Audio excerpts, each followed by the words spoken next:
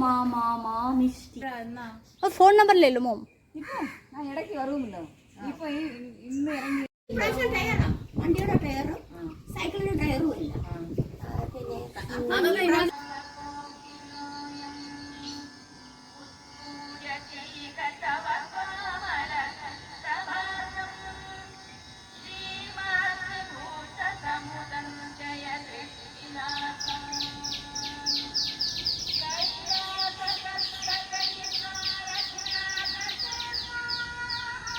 নমস্কার, আজকের ব্লগে স্বাগত। আজকের ব্লগটা সকাল থেকেই শুরু করলাম।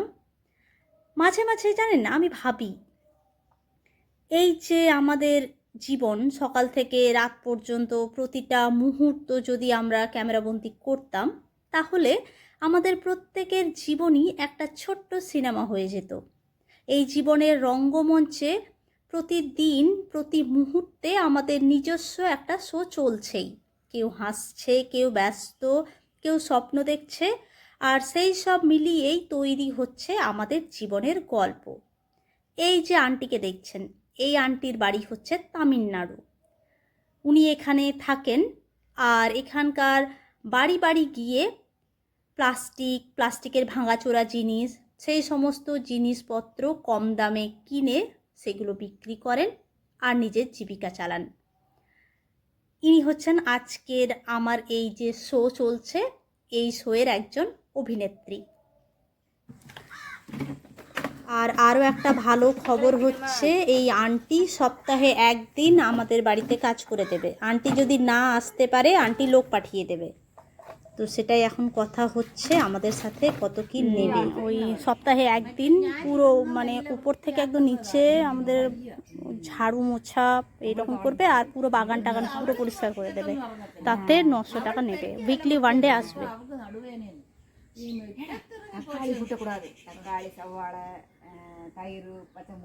সারাদিন থাকবে আর কি, মানে আমাদের বাড়িতে সারাদিন একদম সকাল থেকে আসবে আর কি, ব্রেকফাস্ট খাবে, লাঞ্চ, তারপরে একদম সেই সন্ধ্যাবেলাতে চাটা খেয়ে বাড়ি যাবে। তাতে 900 টাকা, সারাদিন কাজ করে দেবে। তো বললো তো আসবে, একদিন এলেই হবে। একদিনে এসে পুরো মানে ভালো করে করে দেবে। আর পুরো সপ্তাহটাতে আমি তো রোজই ঝাড় দিই, মোছাটা আমার রোজ হয়ে ওঠে না। পাশের বাড়ির এক আন্টি এটা দিয়ে গেল, ওদের বাড়িতে অনেক হয়েছে। এখানে এটাকে বলে পাড়েবালেঙ্গা, আমাদের ওই চিচিঙ্গা। তবে আমাদের চিচিঙ্গাগুলো সবুজ, একটু ডোরা কাটা কাটা থাকে, দেখবেন সাদা সাদা, আর এখানকারটা একদম এইরকম। তো এটা দিয়ে একটা রেসিপি আপনাদের সাথে শেয়ার করব। আপনারা চিচিঙ্গা দিয়ে নানা রকমের রেসিপি খেয়ে থাকেন, আর এখানে সাম্বারে এটা দেওয়া হয়। আর আরও একটা আজকে রেসিপি শেয়ার করব, আপনারা দেখুন। এইভাবে একবার আপনারা বানিয়ে খেয়ে দেখবেন, আশা করছি আপনাদের ভালো লাগবে। मोम ये बनाने के लिए क्या क्या लगेगा? ऑनियन भी लगेगा, ऑनियन ये ওকে। এইটা যে রেসিপিটা আজকে শেয়ার করছি, এটা বানানোর জন্য লাগবে চিচিঙ্গা,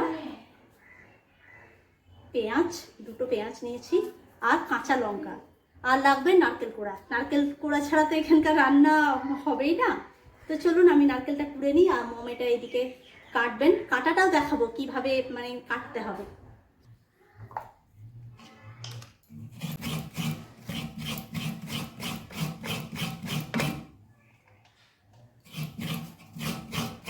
যারা আমার ব্লগ নতুন দেখছেন, রোজ এত এত নারকেল কোড়া দেখে আপনারা আমাকে জিজ্ঞাসা করছেন যে এত যে নারকেল খাও, তোমাদের অ্যাসিডিটি হয় না? আসলে কি বলুন তো, এক একটা রাজ্যের খাদ্যাভ্যাস সেটা নির্ভর করে সেইখানকার জলবায়ুর উপরে। এখানে নারকেল এত পরিমাণে যে খাওয়া হয়, তাতে কিন্তু অ্যাসিডিটি হয় না। কারণ আমি প্রত্যক্ষভাবে মানে প্রমাণ, আমি তো ধরুন আমার অভ্যেস ছিল না এত নারকেল খাওয়া, কিন্তু এখানে এই যে প্রত্যেকটা নারকেল রান্নাতে নারকেল খাচ্ছি, নারকেলের চাটনি খাচ্ছি, ওই আমার তো কোনো অ্যাসিডিটি বা মানে কোনো প্রবলেম হয় না।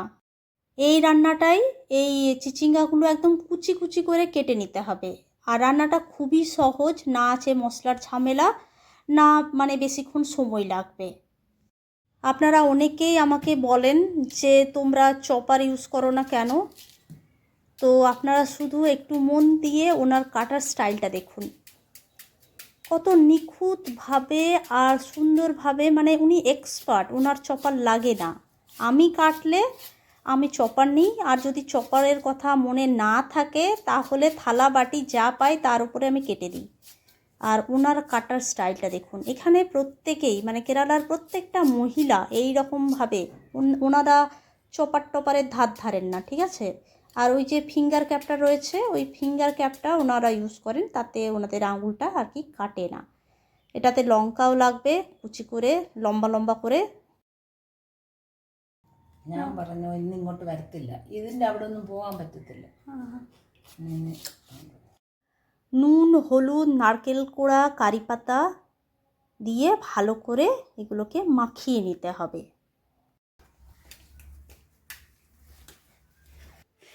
आ गया कुकिंग करने के लिए। कढ़ी बना, कढ़ी बना। sen রান্না করবে?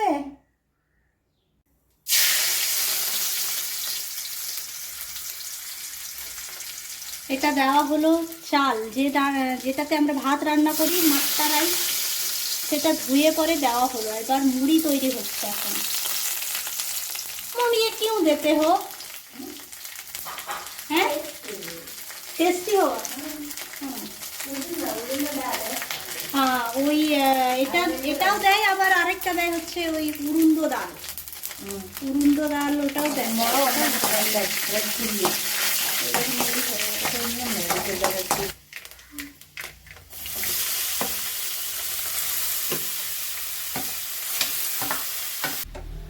चिल्ली का एरी है इसलिए ज़्यादा नहीं खाएगा, ईशान भी तो खाएगा ना।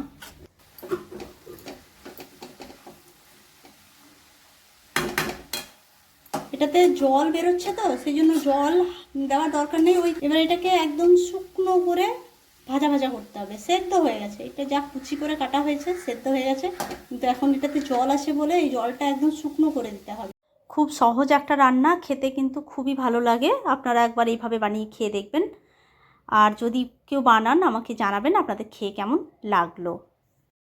শো কিন্তু চলছে, আর এই দেখুন ক্যারেক্টার যোগ হচ্ছে। হরিত কর্ম সেনার একজন কর্মচারী এসেছেন, উনি প্লাস্টিক নিতে এসেছেন। আর এই যে আমাদের গৌরীকুটি আম্মা, আজকে এনারা আমার এই শোয়ের অভিনেত্রী।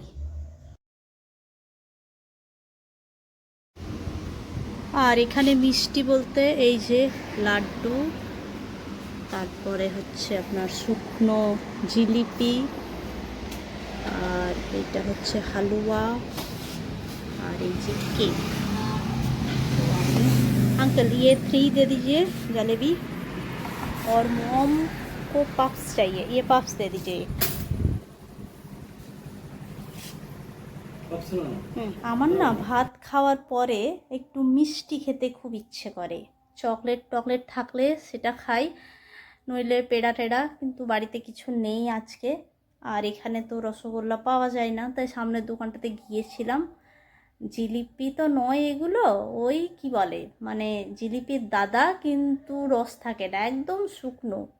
কি আর করা যাবে, ওই দুধের স্বাদ ঘুলেই মেটানো। ওকে দিই না, মাঝে মাঝে যখন আনি তখন একটু দিই আর কি, খুব একটা ওকে মিষ্টি টিষ্টি দেওয়া হয় না। খুশি দেখছেন না, তো শুধু রস নেই দেখুন। কি আর করা যাবে। এখানে যদি কেউ একটা রসগোল্লার দোকান খোলো, অনেকেই আমাকে মেসেজ করো যারা দাদারা আছো, তারপরে কি বলে কমেন্টসে লেখো যে এখানে ব্যবসা করতে চাই, কি ব্যবসা চলবে। এখানে মিষ্টির দোকান খোলো, মিষ্টির